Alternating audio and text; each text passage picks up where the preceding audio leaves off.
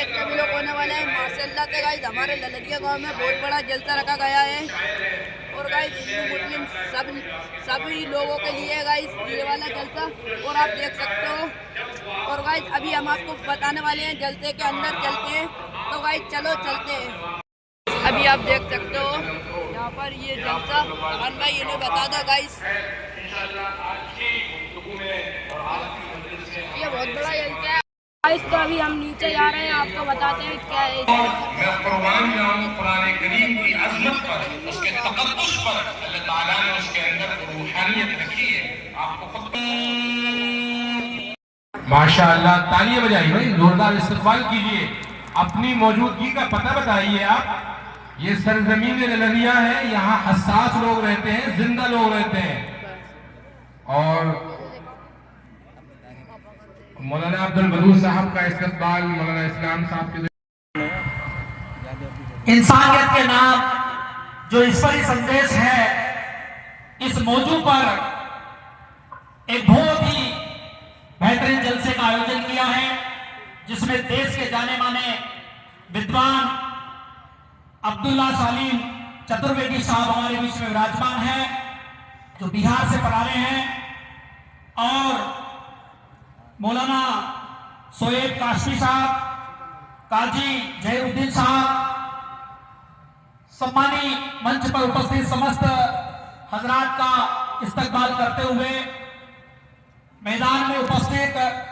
उसका मर्डर होता है, लेकिन नॉर्मल नहीं, बल्कि यूं कहा गया कि उसके साथ इज्तिमाई इस्मत दरी की गई थी, यानी सामूहिक बलात्कार उसका हुआ था और उसको मारा गया था। गला दबाकर तो बाद में मारा गया, पहले उसके हाथ की हड्डी तोड़ी गई, उसकी रीढ़ की कमर की हड्डी तोड़ी गई घुटने से। उसके बाद फिर उनके जिस्म में कई जगह पर जख्म दिए गए, उसकी मौत हुई। तो उनकी बॉडी को देखने के बाद पुलिस ने शायद इस तरह ब्रूटल मर्डर को देखकर उन्होंने कहा कि कई लोगों ने मिलकर इसके साथ इतनी ज्यादती की। तो वहां पर इज्तिमाई इस्मत दरी का केस बनाया गया, लेकिन जब तहकीक हुई, जब पता चला, तो वहां पर उसको मारने वाला कोई 2, 3, 4, 5 लोग नहीं थे, सिर्फ एक ही आदमी था, एक ही व्यक्ति। जनता को लड़ाया गया और आज भी लड़ा जा रहा है। तो क्या कहते हैं तुलसीदास जी महाराज, उस जमाने में समाज कैसा था? अकबर के शासनकाल की बात है कि धूत कहो अवधूत कहो रजपूत कहो जोलहा कहो गो, अरे धूत कहो अवधूत कहो रजपूत कहो जोलहा कहो गो, और काहू की बेटी सो बेटा न ब्याह काहू की जात। उन्होंने क्या कहा था? मुसलमान सो दोस्ती हिंदुवन सो कर प्रीत, रविदास जो सब राम की सब हैं अपने मीत। उस जमाने में भाईचारे का संदेश दिया था। कबीर ने कहा पीर पीर सब कोई कहे, कोई न जाने पीर, जब जो पर जानिए वीडियो ग्रुपों पे सब कर डालते। जो दूसरे देखा दिए तुम्हारा मोबाइल में यही पीर है और बाकी का मैं तो कह रहा यही। तो हमें क्या बनना है ये ध्यान मैं भेज दूंगा जो गीता में को क्या श्लोक आता है?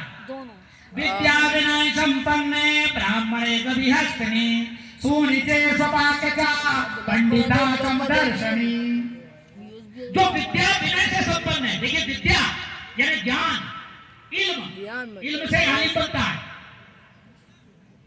तो जो विद्या से संपन्न है, इल्म से संपन्न है, विद्या विनय संपन्न है, और जिसके अंदर विनम्रता है।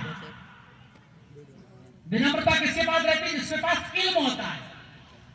झूठ कौन रहता है? आपने देखा होगा जंगल में जाना, जो पेड़ रहता है सूख जाता है, वो ठूक रहता है, अकड़ के रहता है, लेकिन जो फलदार वृक्ष रहता है वो झुक जाता है। बिल्कुल से जो आला जर्फ होते हैं हमेशा झुक के मिलते हैं, सुराई सिर नगु होकर भरा करती है पैमान। जो आला जर्फ होते हैं हमेशा झुक के मिलते हैं। तो ये हमें देखना है, जो झुकेगा वो आगे बढ़ेगा। तो लिखा सज्जनों, शास्त्र का मैसेज क्या है? सभी शास्त्र चाहे हिंदू के, मुसलमान के, जैन के, बौद्ध के, पारसी के पढ़ लीजिए। 5 बातें सब जुबानी नहीं, प्रैक्टिकली होनी चाहिए।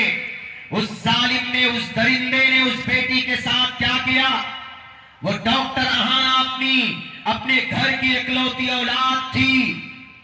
उसके माँ बाप ने बुढ़ापे की उम्र में अपनी पूरी जिंदगी का बैंक बैलेंस उसके पीछे लगाकर उन्होंने अपनी बेटी को डॉक्टर बनाया और वो फाइनल स्टेज पर थी।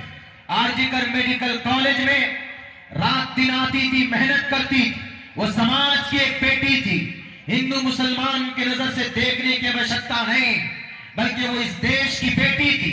वो इस समाज की एक होनहार, इंसानों की, इंसानियत की मदद के लिए उन्होंने मेहनत की थी।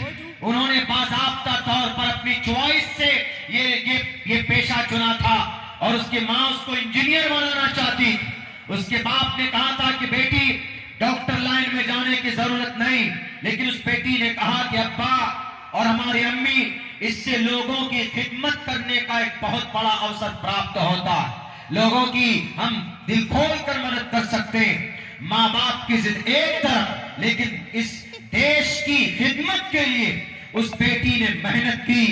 अभी वो फाइनल स्टेज पर थी। वो ट्रेनी डॉक्टर के तौर पर आरजीकर मेडिकल कॉलेज में उनका गालिबन आखिरी साल था और फिर वहां से उनका प्रमोशन होता और वो आगे बढ़ती। लेकिन उस डॉक्टर के साथ पिछले साल इतना बड़ा जुल्म हुआ, इतना बड़ा हादसा पेश आया, समाज की किसी बेटी के साथ नहीं होना चाहिए। मेरे भाइयों, उसी मेडिकल कॉलेज के एक वार्ड बॉय, यानी वहां का सेक्रेटरी सेक्शन का, उस